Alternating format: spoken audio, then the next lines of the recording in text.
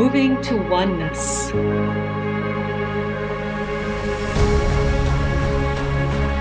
Nourishing curiosity.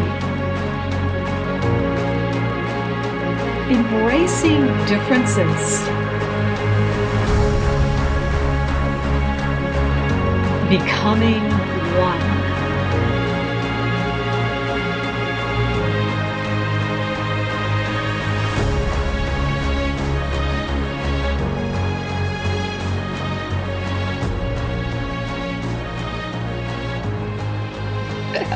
Wow, this is going to be a special episode coming to you from the African continent on the last day of 2022. And I'm going to cut what I'll record tomorrow from my home on the European continent and the first day of 2023. So stay tuned. Let me welcome you with the vibes of Egypt.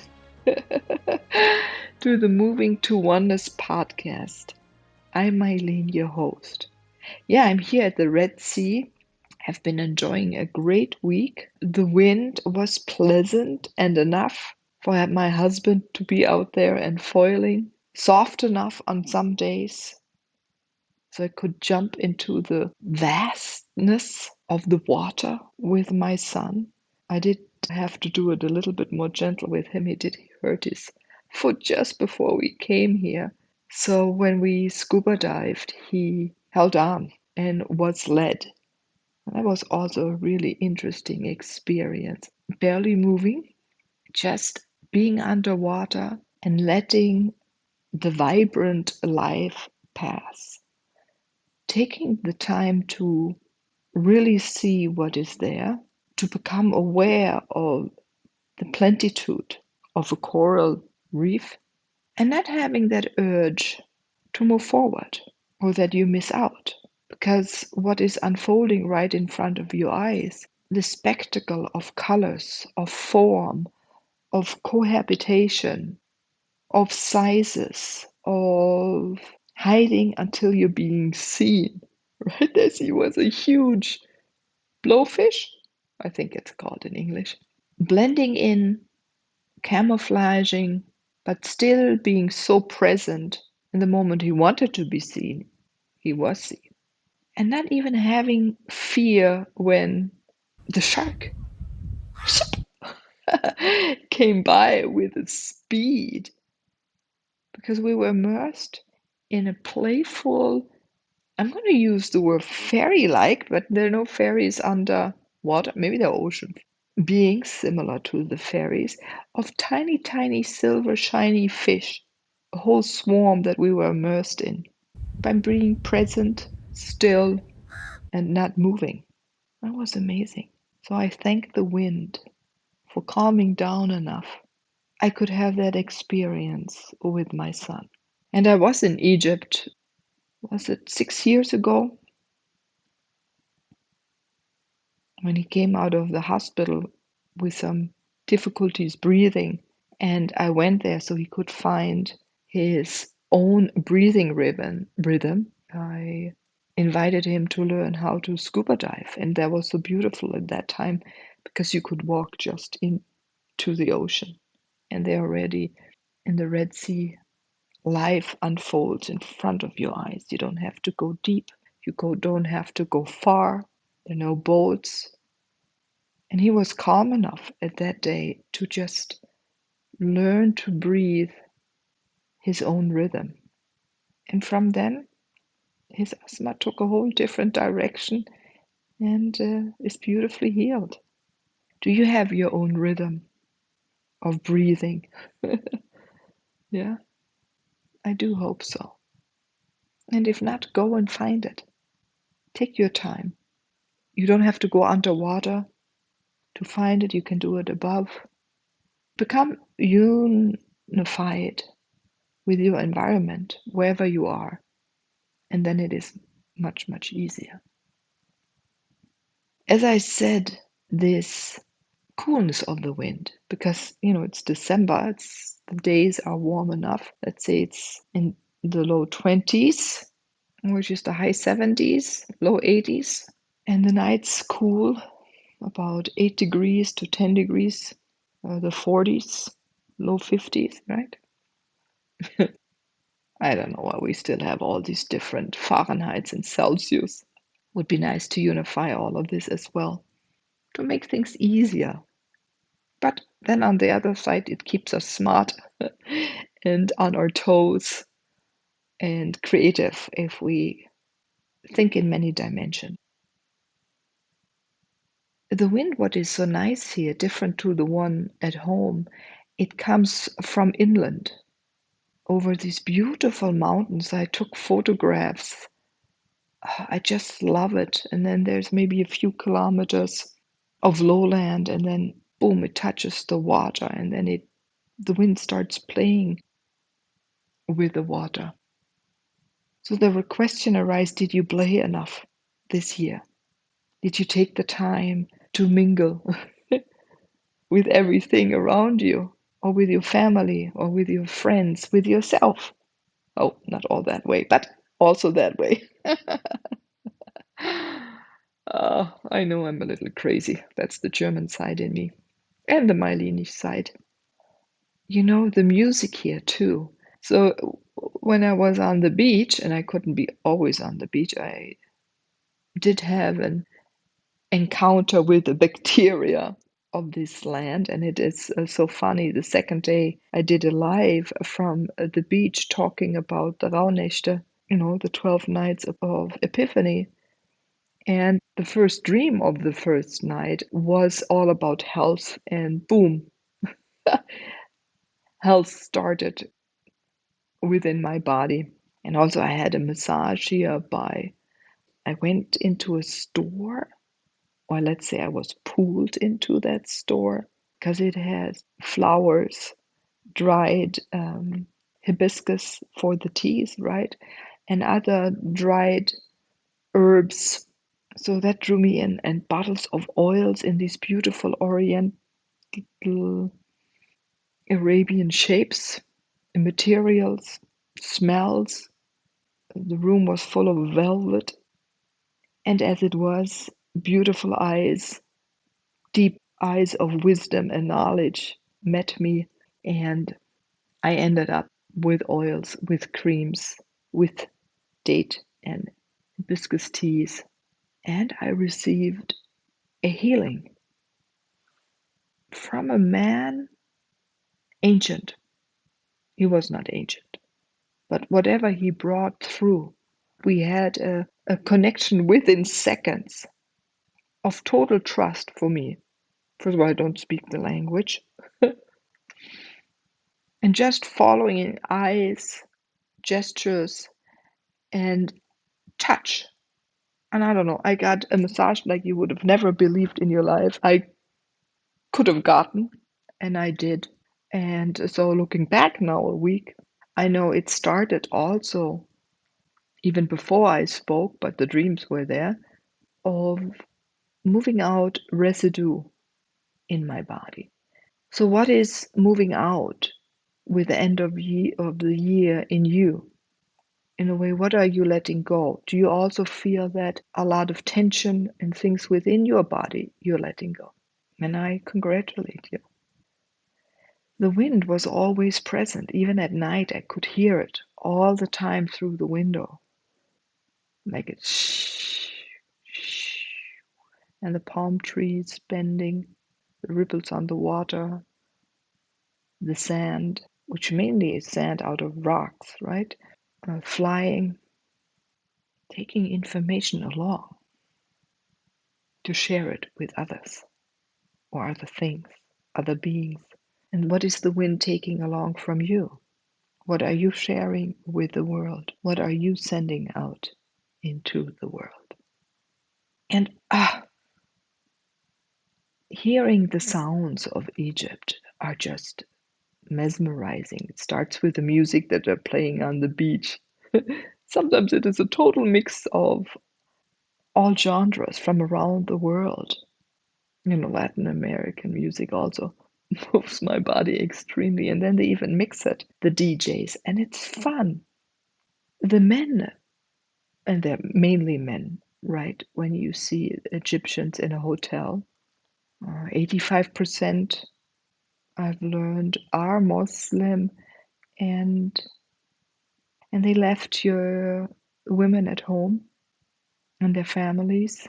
The one man mentioned even he used the expression Gastarbeiter. Hmm. They all left home to work here at the Red Sea. Not many people live along the water edge. Most live along the Nile. Most major cities are along the Nile, starting more or less at Sudan, going all the way down to the Mediterranean. So the Nile is the longest river. Yeah, and they all left their women at home. Most of these men come for 3 months. I've learned they work here 3 months and then they go back 400 kilometers to their families or further, right? Because the major cities are along the Nile, like thousands of years, and only a few live really along the Red Sea here for ships to land resources, right? Trade or tourism. And so smaller cities have developed here. It's hard. And then after these 3 months, they go home for 3 weeks. And then the whole rhythm starts again. But anyway, they're very friendly and welcoming and smile a lot. So that's something to take along, I think, into the new year, these smiles, looking at people in a deep way, appreciative way. And that's what I've learned also that culture is all about community, being there for each other, making sure the family is okay and their community. I was lucky, and one day I went with my son to Luxor. It was 3 hour car trip, really fast. Our driver, he was young and adventurous. And we were the first tourists who came into Luxor from the east. We still have this little piece of paper. I thought that was so amazing.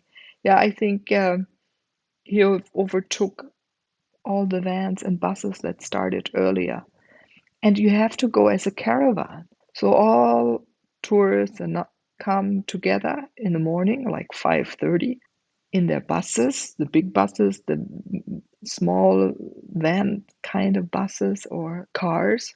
And the government controls really strictly if you go through the desert somewhere else. They want to make sure you're safe. And on the way over these hills, about 300 to 400 meters high, I don't know, an hour drive thrust, an hour and a half, just through mountains. There were many places we had to double check again. Military was there, making sure the car and the driver were licensed and we were the people we're supposed to be in that car.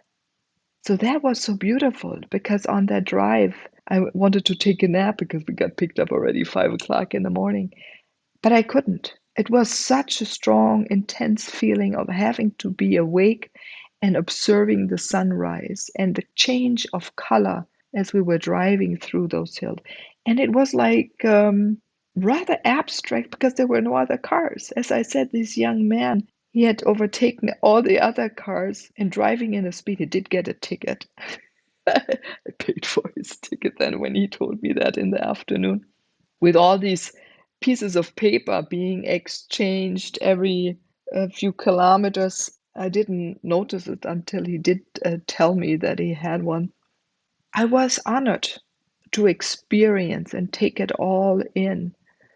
Photographing was very difficult because that vastness and these colors, it's hard to take into camera. So I thought, no, Meilin, just breathe it in, observe it, be aware what is.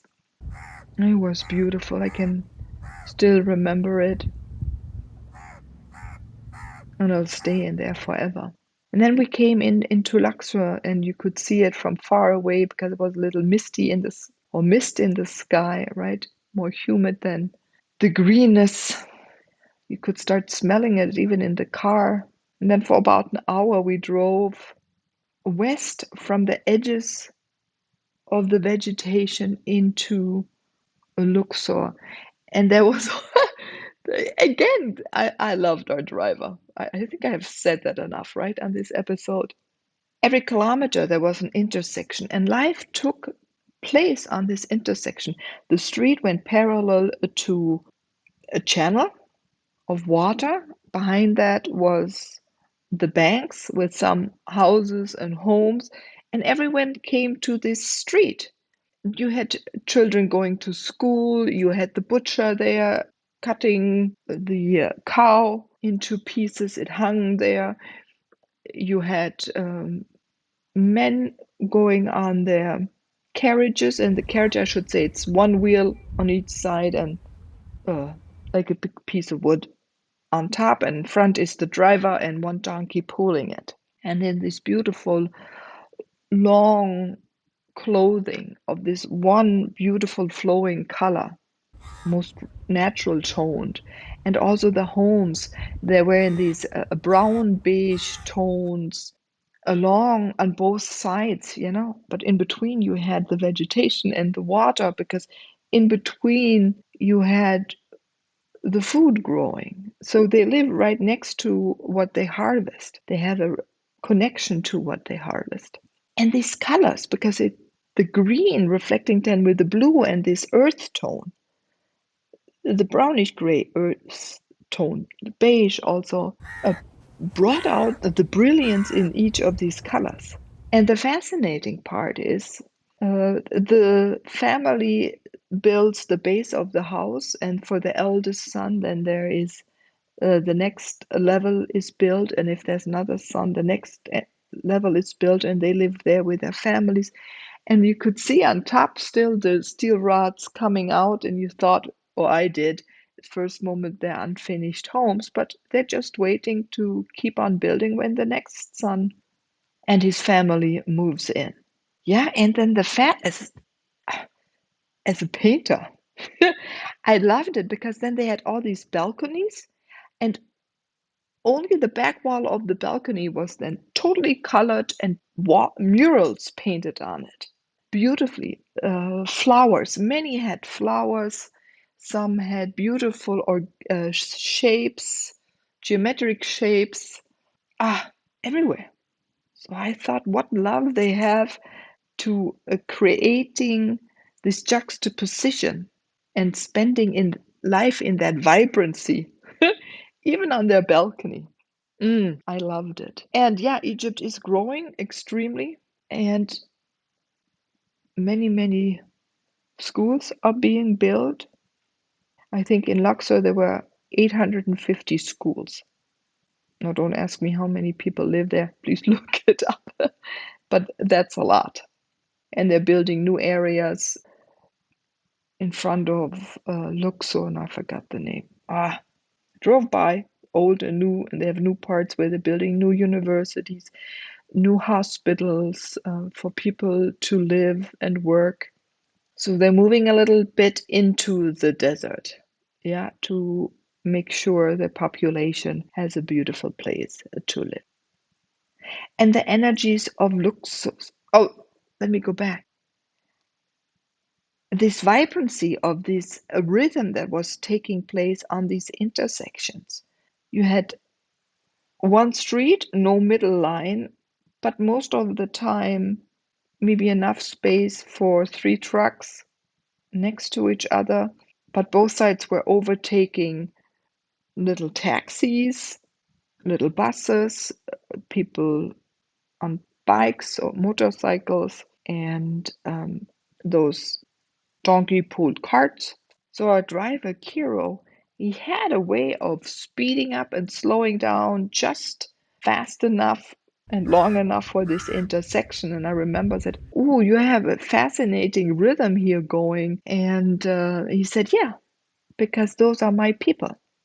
Nothing is going to happen to them. I thought, wow, fascinating thought, right? The children, the elderly, the busy business people, stop, go, cross section with no, I mean, there are no lights, but then you also have more or less the shops at the corner. I mean, there are no shops, it's just people mingling at the edges and selling and trading and bartering.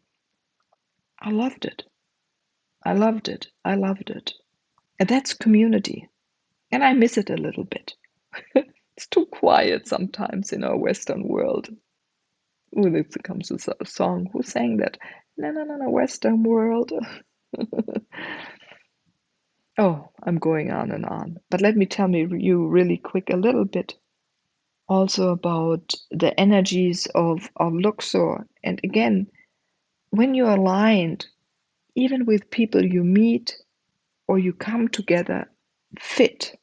Once we arrived in Luxor, a arch- archaeologist got into the car with us, a guide, and he shared wisdom about the culture. My son had many questions. He spoke really well German. And what the fascinating part was that he was now studying, and he was a man also like me, in his 50s, was studying the things behind. So Luxor was his hometown, and the temples there were his specialty that he had studied in college. But now he wanted to learn what is behind. So he had a way of bringing this complex philosophy, lifestyle, or life philosophy, culture, history over to me and my son in such a simple way that I can remember all of it. It's a gift. And I could speak a little bit about my spirituality, and he understood because he was now interested what is behind things we can't see. And it's the same for the excavations, the digging that's happening here in Egypt. And he shared us the passage of the Pharaoh, right, from the morning sun crossing the Nile, going into the shadow side, going into his grave. And on the grave, we started on that side, and there was no one. Somehow, wherever he brought us, there were no people. We were so led, thank you, spirits, that my son and I could take in the energies. And the biggest energy was in the Valley of the Dead, just standing in the center of it, because it has this huge pyramid out of rock and stone. And in that valley, they have 63 graves and different ones that were dug in there. Sometimes they had to test for how easily it was to dig into it. Then, if they would start digging, they maybe didn't get done fast enough before Pharaoh died. And sometimes they had enough time, they did really deep ones. And then how it changed also over the thousands of years. One thing was very important for him, for us to understand, is that these graves were really thought through of how each phase was created. So first they dug, right? A team went in to dig. Behind that came another team that was smoothing out the walls so you could paint on them. Then came in the team that drew everything with red. And then came the next team. Oh, I hope I do that right. With black. Yes. Then they drew everything with black deeper, and then it got etched. And then later they came in with the golden blue, and at the masters of painting came last. He wanted to really make sure that I understand that it was more or less like a production line, but in a way, because it's a linear concept, like intention lines, if you think about it, right? Linear, how everything is functioning for us. In some of the graves that we saw, I really could see that. And in those texts and the paintings were then from the Pharaoh telling the gods what he has done, that he has taken care of his people while he was ruling. Yeah. And being in there, and even though all of them had been robbed, many also shortly just after they had been closed, even though they were trying to hide it, you could feel the preciousness, the love, the dedication to the work to that mountain, because it really is, if you think right under the Pleiades, right? Like in Hawaii, you have so many places in Bosnia that are pyramids with a lot of information that we don't really acknowledge, but they're there, and still nations over now, thousands and thousands and thousands and thousands and thousands of years. What a gift that I could be there. And I think, yeah, my husband, he follows the wind and I tag along. And later on, I know that the wind brought us there and for different reasons to experience different things. And thank you, wind. So connected. That was a beautiful day. So as the people then came, we looked at 3 different graves. We went back over the Nile alone on that boat. I mean, it's like people disappeared or didn't go on that boat, and we went on that boat, and then it left, and we could go for a little longer because we had a little bit more time because not so many people were getting on and off. We came by an old boat and the sailboats, they still look alike. And I did get one feeling right away on the Nile, sensing I have to come back and go up the Nile or down, depends how you want to see it, in the direction of the Sudan. First of all, there's still the Horus temple. If it wouldn't be for Horus, I wouldn't be a channel. I wouldn't be doing what I'm doing now. That's a whole different new story. I have to put that in my book. I have to go back. And maybe some of you want to join me. Yeah, and the hustle and the bustle. And you could feel it that whatever the vibe was there for, again, thousands and thousands of years. And we came by the excavation site, and they're still looking for graves. And the excavation is done by Germans, I've learned, since 1902. And I thought people from around the world are looking for history. And I learned, no, it's not this way. I think the University of Tübingen is there since, and we drove even by that house where they are. And they're finding, so many other places that now they all the graves of the kings, anyone who served the pharaohs, the women, the queens. Mm, the rock there mummifies people, right? You can find now people 5,000 years old with skin and hair, and they're just uh, crouched a little bit in their form. And then I saw also a video about a researcher. He's looking at why these colors have been holding their color for these thousands of years. So that's interesting. So we're going to learn so much more, right? So we always, maybe it's the way of the industrial age that coined many cultures as rather stupid. And luckily, we're seeing that none of us are stupid at all. I hope soon we all also will be living after that philosophy of no judgment and that we are all one. Yeah, yeah. And the food was beautiful. And on the other side of the Nile, sitting outside, eating, I ate. What the heck? Even the days afterwards, I was cleansing again myself involuntarily. But that's okay.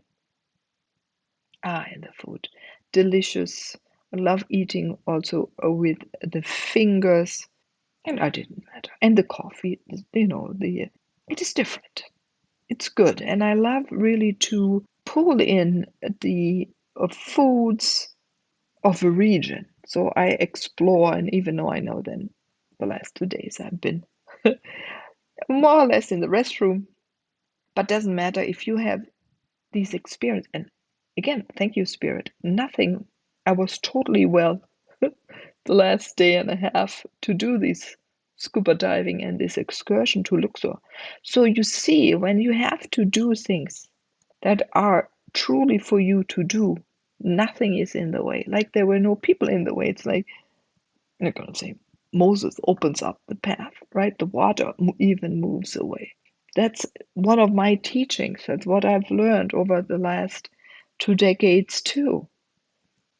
You go into a co-creation with everything existing. And so that I don't lose energy or there's no waste of time, right? So we ate in the shade under the sun at the Nile with greenery around. Oh, I love that.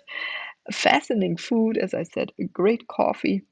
We went then to the Karnak temple. It's a huge complex over again, several pharaohs have built onto that. And there were moments of emptiness.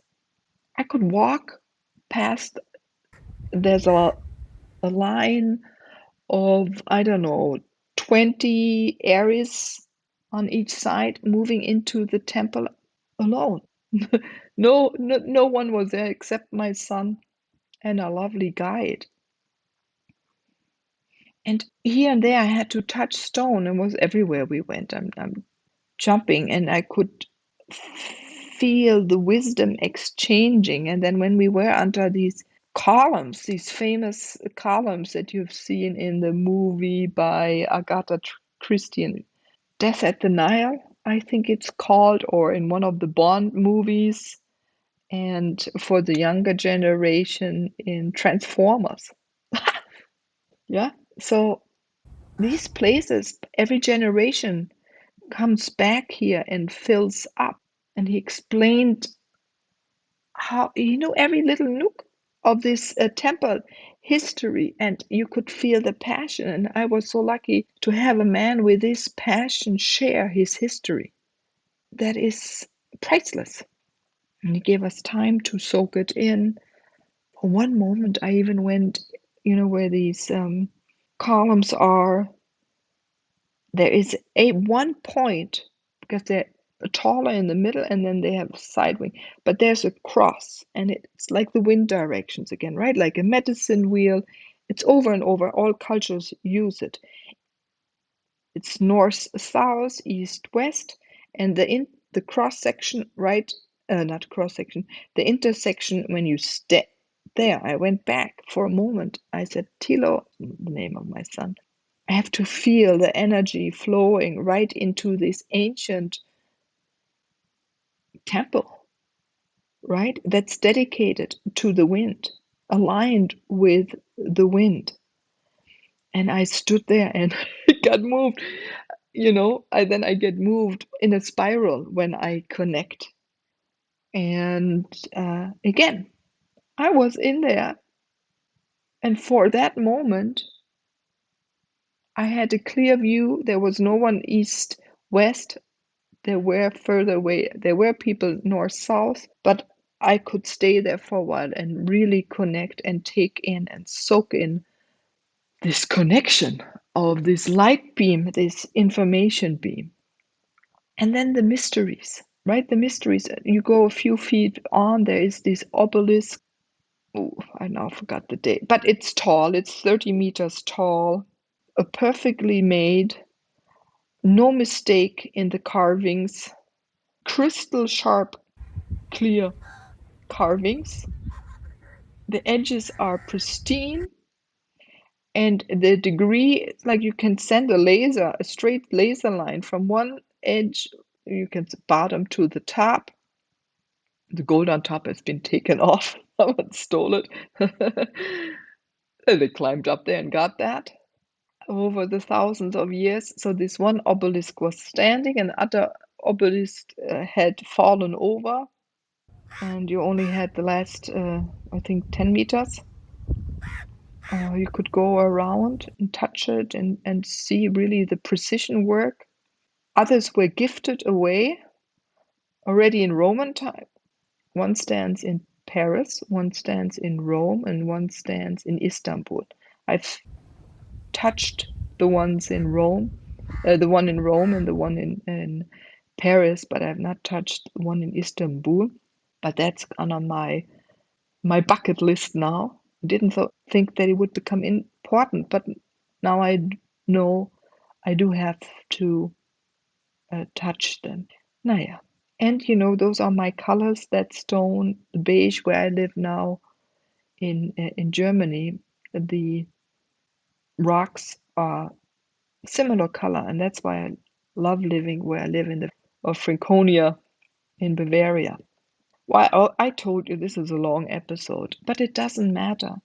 So much happened, and when you're outside, you hear like now the crows. Wow, last time too I was here conversing with the crows.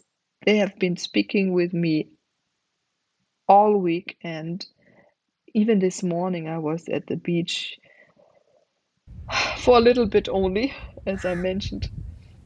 But one came to me and spoke with me and sat next to me. One guy even came over, couldn't believe I was talking to a crow, and the crow was talking back to me. Also, one day my son was sitting there, and one crow came to him and just spending time next to his head. So, crows are very important for me. And also, when I lived in the US, I created a crow's nest. That was a design I designed for one of my clients. So, kudos to you, dear crows, for your wisdom. I thank you for your healing, for your exchange, for your teachings. Thank you, thank you, thank you. So now time is flying. I hope I was able to give you along a little bit of the flavor of this land, the smells, and the sense of the oils, the taste of the food, the warmth of the sun here, the alginess of the water, and the gushing of the wind. And what a day to end the year. What energy to end the year with. And I wish that you all take the best of 2022 with you. And I'll go now on my way to the airport, and I'll speak with you tomorrow. And until then, I wish you a happy new year. We say in German einen guten Rutsch. That means that a good slide in to the new year. Celebrate, have fun. I will be on the Autobahn when we are going to move from one year into the other. Wherever you are, enjoy the people around you, and I will speak with you in the new year. Bye bye. Happy New Year, everyone. Happy New Year. Happy New Year.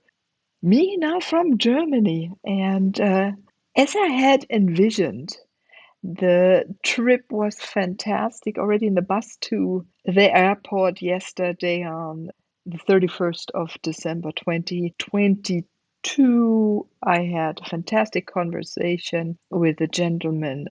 I learned so much more about Egypt, how they see us, and how thankful they are to tourists, to cultural, to the countries we come from. This gentleman, he was really happy about Germany. What did he say?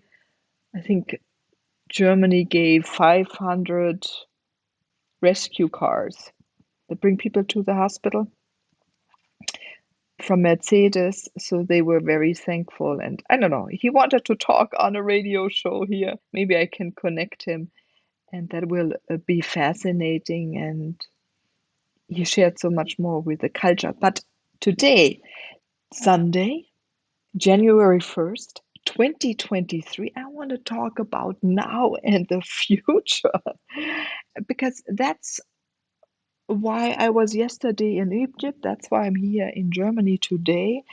It is this bringing it together, and Egypt stood for this, right? It stood or stands and will stand for the connectivity, to connectivity for the ground, to the star nations, to the cosmos, the metaverse, which we are a part of bringing more information, of understanding, of bringing light, for us to share our light better. And 2023 will be that year. It will be fun. Yes, chaos, but we are getting more accustomed to live in chaos because we are more flexible, we are less stagnant, we are going to work so much more in community finally. People will find together that have a common thread. Yeah, and I don't know how you celebrated yesterday into today, right? With friends, with family, with a lot of laughter, with joy, dancing, or maybe in contemplation quietly. Maybe you did a ritual, burned papers of what you wanted to let go and invite new things into your life that you desire to come in, or what you want to work in, what you want to bring into fruition. So, wow, wow, wow. I had my family, as I said. I was on the Autobahn until we got the car out of the plane. It was about 11:15 when we started. It takes about an hour and a half with no traffic on the highway. And God, maybe at 11:30 it started. The horizon, we could see the fireworks. The last few years we couldn't have fireworks, Corona and other reasons. And this year, people were already celebrating early enough, going on the streets. And I had this huge 360-degree view. Okay, here and there were some trees maybe in the way. And I was driving so much through nature that it was fascinating to see this array of color, excitement. And even at the end, an hour after midnight, we were coming through a tiny town. I live in a small town, and we have to drive through a few other small towns. The youth was outside, still creating noise with the fireworks and celebrating life. And yeah, so celebrating life is going to be strong this year. That's why this health, my plane ride. I think the first time in my life I had to use a certain bag in the and but in that moment next to us there was a beautiful family. They gave me Egyptian medicine. You put it on your tongue and you feel much better within 10 minutes. And you don't even need water to drink anything. Ooh, that helped me. And we got to learn a little bit about their culture. He was German, she was from Egypt, right? Anyway, the last week, and also in this plane again, there were people from around the world. And we landed in Munich, and from there they dispersed into all other countries surrounding Germany or flying further away. In the hotel, as I said, these all of us coming together. This is really oneness, right? Coming together, learning about each other, living with each other, marrying each other, playing with each other. This is starting again. The borders are going to dissolve. Wow, wow, wow. What a fantastic time is ahead of us.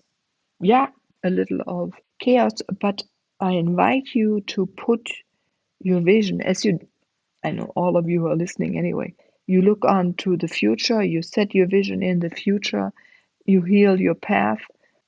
I know you love, all of you love so much everything existing, so they will heal, they will blossom as you concentrate and focus on where you want to go. And this is going to create a beautiful life for you, for others, and our earth, and bring back the beauty of our planet. Will dissolve and heal so many scars, physical scars, collective scars, cultural scars, and the sun will shine, or the stars. And again, also in Egypt, the lack of light, I could see the stars so well. And my son pointed down into the sky. I remember on the drive back said, "Oh, those are the three dots from Transformers," right?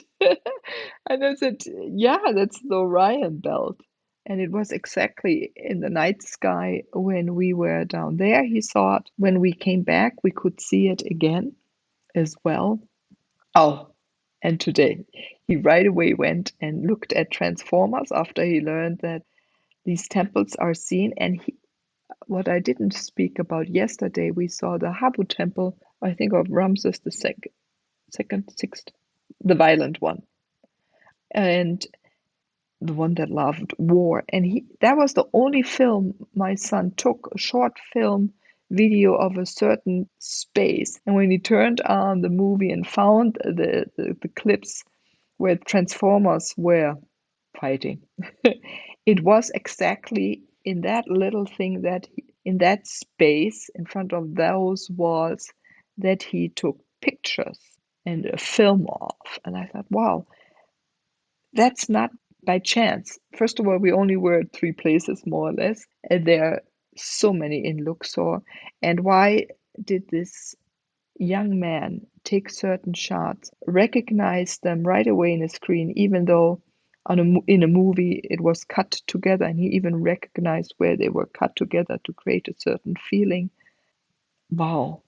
So, oh, I have to look for that Bond. I'm going to watch that Bond, and I'm going to watch, I think, all different Tod auf dem Nil or Murder on the Nile, the old ones, and I think a brand new just came out, new one, and to take in that how others view these spaces. And maybe you have been there too. I would love to hear about, do share about that. I forgot to talk about that yesterday, to invite you to bring your Offenbarungen, or what you realized, your realizations that you experienced when you were on these sites for now and the future. And again, Egypt, these pyramids, they represent what was there already, the communication that has been gone on, the support we have from all realms, and that we have exactly right now all that support. And here's a song. Yesterday the kid didn't come, a song, the crow was there, but